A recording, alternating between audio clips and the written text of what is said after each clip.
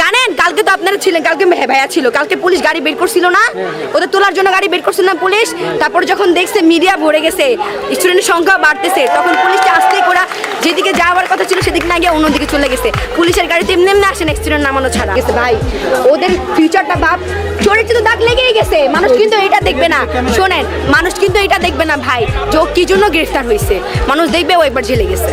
হ্যাঁ, কেউ কিন্তু ব্যাকগ্রাউন্ড চেক করবে না যে ও কেন গেছে, ওর নির্দেশনা হয়েছিল। আচ্ছা গেছে গেছে, যেটা হয়ে গেছে সেটা তো আমরা ফিরে আনতে পারবো না, কিন্তু ওদেরকে ছাড়ে না কেন? ওদের সামনে পরীক্ষা, ওরা কি এই জেলখানায় থাকার কথা ওদের? আমার এই কথাটা আমাকে শেখ হাসিনা জবাব দিতে পারবে? আমি ওনাকে মাননীয় শেখ হাসিনা বলতে আমার এখন বাজে।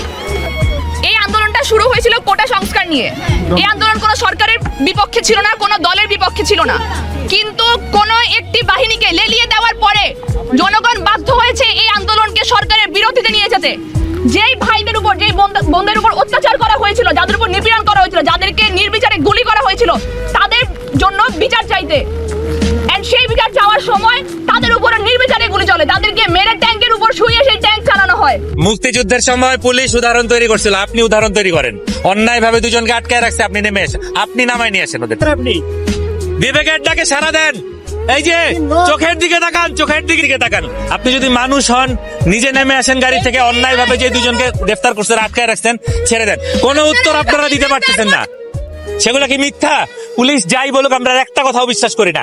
এই আন্দোলন সাধারণ মানুষের আন্দোলন ছিল, সাধারণ ছাত্রদের আন্দোলন ছিল। এখানে বিএনপিও ছিল না, জামাতও ছিল না, কারো কোনো বেইল নেই। এবং সামনে যদি এই আন্দোলনের পরে বিএনপি বা জামাত কেউ যদি ক্ষমতায় আসে, তাদেরও একই দশা হবে। এটা গণ আন্দোলন, এটা গণ অভ্যুত্থান। 52 সালের পর থেকে এ যাবৎকালে যতগুলো গণ অভ্যুত্থান হয়েছে, এটা তার মধ্যে সবচেয়ে বড় গণ অভ্যুত্থান। আইয়ুব খান ইয়াহিয়া টিকতে পারে নাই, হাসিনা এত বড় গণহত্যা করে হাসিনাও টিকতে পারবে না। একজন সাধারণ জনগণ হিসেবে আমরা এই কথা বলতেছি।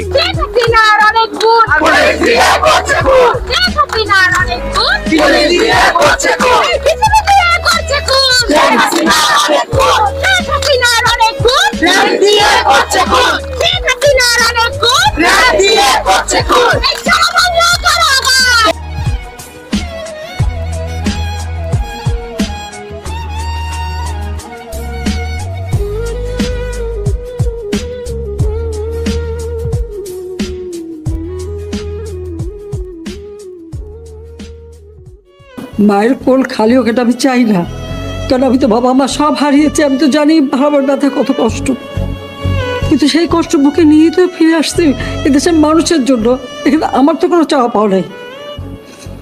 আমি তো আমাদের ছেলে মেয়ের জন্য কিছু করিনি, শুধু তাদের লেখাপড়া, নিজেরাই চাকরি করছে, নিজেরাই পড়েছে। আমি কতটুকু করতে পেরেছি, কিন্তু আমি দেশের মানুষের জন্য করেছি। আজকে অন্তত মানুষের ভাত কাপড়ের ব্যবস্থা, চিকিৎসার ব্যবস্থা, তাদের কাজের সংস্থা সবই তো করে দিচ্ছিলাম। দেখ, আমি আর কিছু বলতে পারি না। আমি এইগুলি এক একদিন দেখি। আর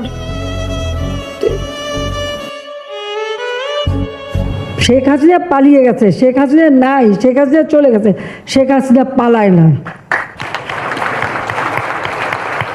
আমার চোখে তুমি দেখো, আমি তো দেখি না। আমার কাঁধে দখল নিয়েও শান্তি হলো না। আমার হাতে তুমি ভাঙবো গড়েছিলাম যা, আমার কথাই তুমি বলো কেমনে হলো না। আমার বিচার তুমি করো, তোমার বিচার করবে কে? কবে তোমার দখল থেকে মুক্তি আমায় দেবে?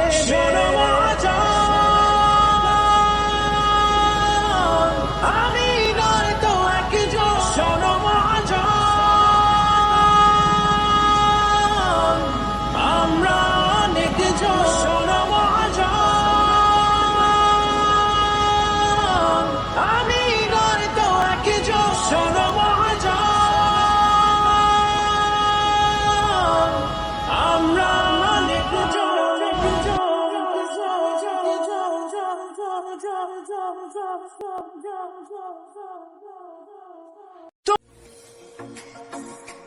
Geceler düştün yadıma, yine Yine yandım senin oduna, çatmadı sevgin dadıma.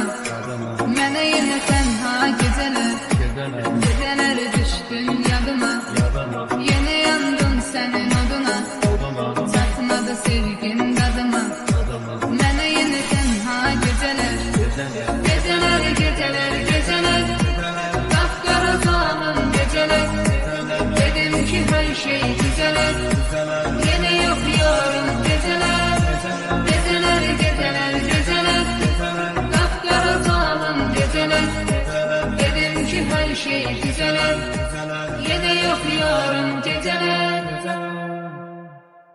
বৈষম্য বিরোধী ছাত্র আন্দোলন ও বিভিন্ন মিথ্যা মামলায় আটক সহ সকল বন্দীদের মুক্তি দেওয়া হবে। বৈষম্য বিরোধী ছাত্র আন্দোলনের নিহতদের পরিবারদের ক্ষতিপূরণ প্রদান ও আহতদের সুচিকিৎসার প্রয়োজনীয় সকল সহায়তা দেওয়া হবে। সর্বসম্মতিক্রমে বিএনপির চেয়ারপারসন বেগম খালেদা জিয়াকে মুক্তি দেওয়ার সিদ্ধান্ত নেওয়া হয়। প্রিয় দেশবাসী, আমি দেশের আইন শৃঙ্খলা পরিস্থিতি স্বাভাবিক করতে এবং লুপ্তরাজ ও ধ্বংসাত্মক কর্মকাণ্ড বন্ধ করতে রাজনৈতিক দলগুলোর প্রতি আহ্বান জানাচ্ছি।